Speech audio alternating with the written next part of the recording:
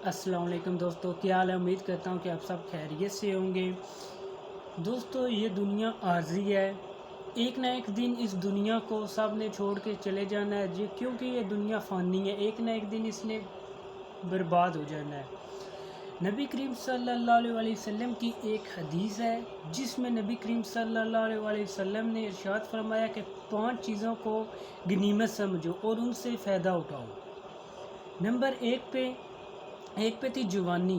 نبی کریم صلی اللہ علیہ وسلم نے کہا کہ جوانی کو دین کے کاموں میں لگاؤ یہاں تک کہ تم بڑھاپے میں چلے جاؤ۔ جوانی ایک ایسا زندگی کا سٹیپ ہے جس میں انسان کچھ بھی کر سکتا ہے، جو ارادہ کر لینا وہ کچھ بھی کر سکتا ہے، اگر سٹرگل کرے تو ایک نہ ایک دن وہ اس میں کامیاب ہو جاتا ہے۔ اس لیے نبی کریم صلی اللہ علیہ وسلم نے کہا کہ اگر جوانی کو غنیمت سمجھو اور اس کو اپنے دین کے کاموں میں لگاؤ۔ کہا جاتا ہے کہ ایک اور حدیث میں ہے کہ جو شخص نوجوان شخص رب سے توبہ کرتا ہے تو مشرق سے لے کر مغرب تک کے قبرستانوں سے 40 دن کے لیے عذاب ہٹا دیا جاتا ہے۔ نمبر 2 پہ تھا صحت کو غنیمت سمجھو اور اس کو دین کے کاموں میں لگاؤ یہاں تک کہ تمہارے اوپر بیماری اتار دی جائے۔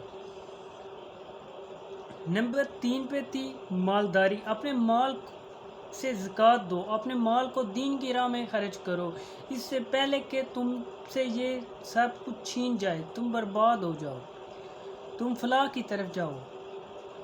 نمبر 4 پہ تھی بے فکری کو۔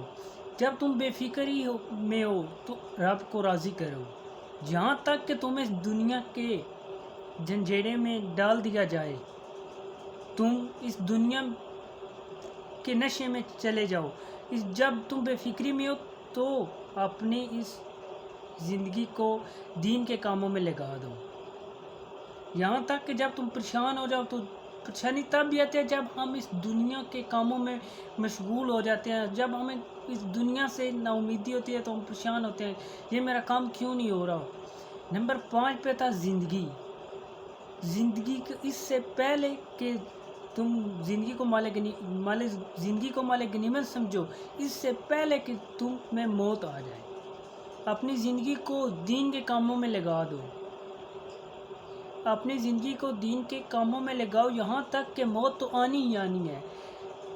جب موت آ جائے تو پھر یہ زندگی تمہارے کام نہیں آئے گی، واپس تم چاہو گے کہ مجھے ایک زندگی ملے، پر نہیں ملے گی۔ یہی زندگی ہے جس میں تم نے یہ امتحان ہے تمہارا۔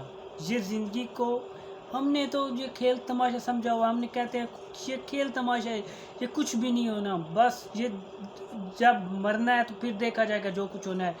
بھائی جان، مرنا تو ہے پر تیاری بھی تو کرنی ہے۔ جب ایک سٹوڈنٹ ہے اس کو پتہ ہے کہ میرا امتحان ہے پھر بھی وہ تیاری نہ کرے، احمق تو ہوگا ہی نا۔